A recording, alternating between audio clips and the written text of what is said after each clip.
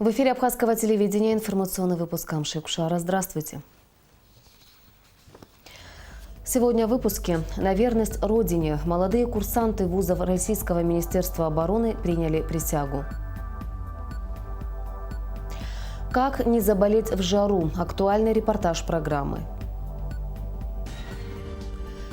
Спорт сквозь призму искусства. Выставка в Гудауте в рамках проекта Colors of Nations. В воинских частях и подразделениях Министерства обороны Абхазии состоялась церемония принятия военной присяги молодыми защитниками Отечества. Военная присяга – торжественное обещание, клятва, которую дает гражданин, вступающий в ряды вооруженных сил. Принимая ее, он берет на себя высокие обязательства, которые составляют смысл военной службы. Необычное оживление царило на плацу Министерства обороны Республики Абхазия 19 августа. В этот день курсанты, поступившие в этом году в высшие военно-учебные заведения Министерства обороны Российской Федерации, а их более 70, присягнули на верность своему народу и Отечеству. Что особенно приятно, среди курсантов есть девушки. Родные и близкие курсантов также пришли сюда, чтобы поддержать молодых военнослужащих. Дорогие наши дети! Большое доверие нашей республики, большое доверие руководству Министерства обороны, который вам доверили. Дай Бог, чтобы вы оправдали. Счастья, радости вам, счастливого пути! Среди первокурсников – отличники, окончившие школу с медалью, дети ветеранов Отечественной войны народа Абхазии, спортивная и творческая молодежь. Вчерашние абитуриенты не только выдержали вступительные испытания, но и успешно прошли курс молодого бойца, изучив основы профессиональной, огневой и физической подготовки. Они уже привыкли к строгой дисциплине и четкому распорядку дня. Товарищ капитан Ихдовой квартир для принятия военной присяги прибыл. Принять военную присягу. Я квартир Чайнал Нарсович торжественно присягаю на верность своей родине Республики Абхазия. Клянусь свято соблюдать ее конституцию и закон, строго выполнять требования воинских уставов, приказы командиров и начальников. Клянусь достойно выполнять воинский долг. В строю будущий офицер вооруженных сил Республики Абхазия. По традиции ритуал начался торжественным поднятием государственного флага нашей страны. Предстоит большая работа над собой. Вы сегодня зачислены в высшие военные вузы Российской Федерации.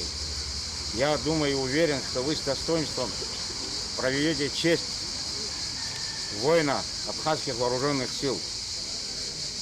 Как говорил великий полководец, тяжело в учении, легко в бою. Вы должны учиться быть профессионалом своего дела.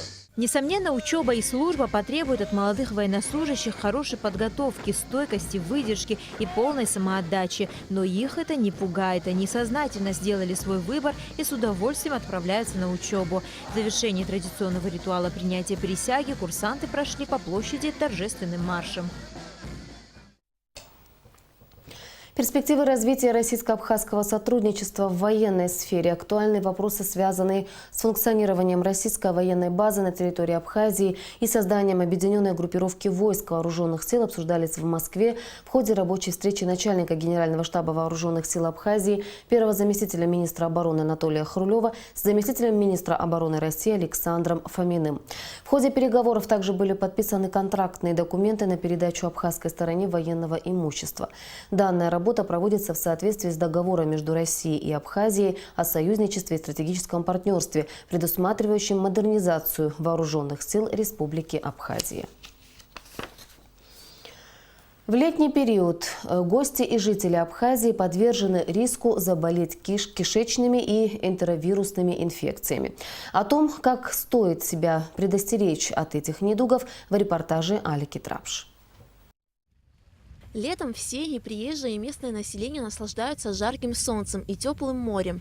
И мало кто задумывается, что именно в этот период высок риск заболевания кишечными и энтеровирусными инфекциями. Чаще отравляются морской водой и несвежими продуктами питания. Кишечные и энтеровирусные заболевания касаются преимущественно детей, а больше половины обратившихся в медучреждения страны – отдыхающие. У нас проблемы с животом, болел живот и стул жидкий. Температуры-то не было, но вот то, что пугает, что стол жидкий, поэтому мы вот сюда и пришли. Я думаю, что это что-то с водой все-таки. Ну, потому что море, как бы в море постоянно находится, он же там не досмотришь, маленький ребенок, где-то хлебнет воду, где-то что-то еще. Как бы, возможно, что это все-таки морская вода так подействовала на нас. Как утверждают специалисты, в нынешнем году количество больных с кишечными и энтеровирусными инфекциями в сравнении с предыдущим годом в 2 раза сократилось. Возможно, из-за осведомленности граждан о том, как уберечь себя от инфекционных заболеваний.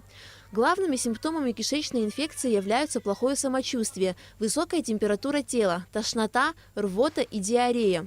В среднем инкубационный период кишечных инфекций от 3 до 5 дней. Лечение таких больных проходит стационарно и амбулаторно. Мы лечим симптоматически. Обязательно берем анализы. То, что у нас есть, это клинический анализ крови, капрология, общий анализ мочи, моча на диастазу. И обязательно мы делаем мазочки, то есть бак-анализ. Ну, кстати, хочу вам сказать, что мы еще ни один раз не высеяли ни одну дисгруппу. То есть у нас идет типичная кишечная инфекция. Причиной заболевания кишечными инфекциями являются употребление немытых фруктов, овощей, салатов, заправленных различными соусами. Не менее важно как для курортников, так и для местного населения поведение на море. Морскую воду пить категорически нельзя. Главное в профилактике – это соблюдение правил личной гигиены. Каждый сейчас должен иметь у себя спрей или гель, который дезинфицирует руки. Естественно, питание надо осуществлять в летний период только свежеприготовленными продуктами или теми продуктами, которые подверглись термической обработке. То есть детей ни в коем случае в общественном питании нельзя кормить салатами, особенно заправленными салатами, кондитерскими изделиями, там, с кремом. Ну, конечно, выбирать те места общественного питания, которые чистые, скажем так, с туалетной комнатой, приучать своих детей к культуре. Ситуация с заболеваемостью энтеро- и ротавирусными инфекциями в курортный период стала стабильной благодаря плановой вакцинации детей препаратом Ротарикс, отмечают специалисты. Вакцинация проводится в виде через рот, в виде капель. Вот, люди охотно идут на эти прививки, и мы связаны с тем, что у нас, в общем-то, довольно большие успехи в этом году, заболеваемость ниже. Обязательной периодической проверке подвергаются и объекты общепита, а также все известные в Абхазии марки бутилированной воды. Но все же основной упор специалисты делают на необходимости соблюдения правил гигиены. Алика Трапш, Михаил Братухин, Астамур Гожба, Абхазское телевидение. Сухум стал членом Евразийского регионального отделения Всемирной организации «Объединенные города и местные власти». Организация имеет 7 региональных отделений по всему миру и включает в себя города и регионы более чем в 140 странах. Следует отметить, что данная организация включает в себя города и регионы из более чем 140 стран мира и охватывает практически все континенты, за исключением Антарктиды. Это очень представительная площадка как для города Сухум, так и для всей Республики Абхазия в целом, с целью интеграции в мировое сообщество. Участие в данной организации даст нашему городу возможность получить доступ к международному опыту в сфере предоставления коммунальных услуг, городского транспорта, градостроительства, экологии, безопасности, вступить в мировое сообщество городов, презентовать свой экономический и социокультурный потенциал. Необходимо сказать, что это также очень действенный канал для создания позитивного имиджа Республики Абхазия на мировой арене, повышения узнаваемости как города, так и всей республики в целом, повышение его туристической и инвестиционной привлекательности. Хотелось бы также подчеркнуть, что указанная организация очень тесно взаимодействует с такими крупными международными структурами, как ООН, ЮНЕСКО, Европейская комиссия, и предоставляет возможность посредством своих ресурсов продвигать интересы как города, так и республики в указанных структурах. В настоящий момент администрацией города Сухум ведется работа по согласованию плана мероприятий по взаимодействию с указанной организацией. Работы художников и фотографов за 2017 год о спортсменах, добившихся успехов, были представлены в минувшие выходные в Гудауте на выставке «Спорт сквозь призму искусства». Выставку посетили премьер-министр Беслан Барцыц, руководство гудаутской администрации, художники, знаменитые абхазские спортсмены. Репортаж Ренаты Шакая. Ежегодно команда Color of Nation проводит масштабные мероприятия в различных городах Абхазии. В прошлом году выставка была в Гагре. На этот раз организаторы собрали работы фотографов и художников, посвященные спорту. Были представлены работы Константина Грицова, Гии Пиля, Адгура Пиля, Адгура Ампар, Беслана Арзымба, Гуранды Барцыц и других. Среди картин и фотографий значительное место было уделено и традиционным абхазским видам спорта – верховой езде, скачкам и конным играм. Это такой традицией становится летом проводить. В этом году они решили спорту посвятить и попросили мои фотографии, посвященные спорту, потому что я часто снимаю скачки, Канифа снимал чемпионат. Я с удовольствием предоставил, хорошая тема, конец лета, много молодых, симпатичных людей. Приятно, что какие-то традиции такие летние возникают. Они каждый год, насколько я знаю, в Новом городе будут проводить.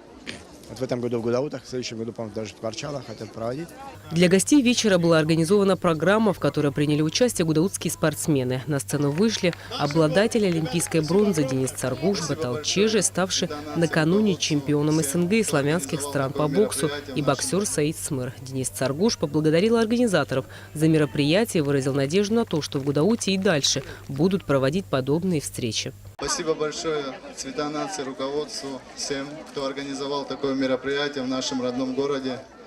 Я надеюсь, это не первое, не последнее такое мероприятие, что мы будем еще раз, и не раз, и не два встречаться вот так все. Огромное спасибо тебе, Батал, за то, что пригласил, за искусство, за то, что ты делаешь нашему городу. Огромное тебе спасибо. И, пользуясь случаем, хотел бы поздравить Батала Чеже. Буквально вчера он выиграл пояс. Выставка в Гудауте – это своего рода мотивация для подрастающего поколения, ведь большинство спортсменов, которые прославляют нашу страну на международной арене, родом из Гудауты. Вот почему именно здесь было организовано данное мероприятие. В Абхазии очень много спортивных событий, очень много спортсменов. Все они молодые таланты, которые выступают и здесь, и за рубежом. Благодаря этим людям, благодаря их именам узнают Абхазию, узнают, кто мы такие. И нам очень важно, чтобы каждый этим проникся и почувствовал эту гордость за таких людей. Проект Color of Nation представляет Абхазию посредством самых разных вещей. Молодая сплоченная команда производит продукцию с использованием работ абхазских художников и фотографов в виде различных принтов на футболках и не только. Помимо спорта и искусства, вечер в Гудауте носил еще и благотворительный характер. Организаторы разместили у сцены специальный ящик, в который любой желающий мог положить деньги на поддержку благотворительного фонда «Киарас». Рената Шакай, Энвер Арджения, Адам Арджения, Абхазское телевидение. Сегодня в Государственном концертном зале Пицунского храма прошел 4-й ежегодный благотворительный концерт-выставка в поддержку больных детей Абхазии. В концерте приняли участие народные и заслуженные артисты Абхазии, лауреаты международных конкурсов. В рамках вечера была организована выставка-продажа продукции от галереи Щазина, компании Абрскилл, проекта Colors of Nation, детские работы студии живописи Марии Пилья. Гражданам Российской Федерации, постоянно проживающим на территории Республики Абхазия, которым установлена инвалидность, необходимо срочно, в срок до 25 августа, обратиться в администрацию района по месту прописки со следующими документами. Паспорт гражданина Российской Федерации, загранпаспорт, постоянно проживающего на территории Республики Абхазия и документ, подтверждающий инвалидность. За справками обращаться по телефону 965 58 98. И о погоде.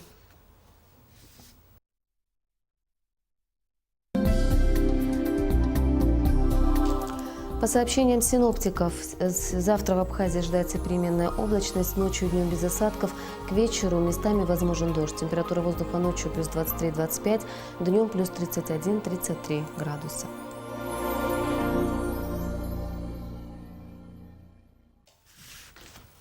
Информационный выпуск завершен. Я прощаюсь с вами. До встречи в эфире.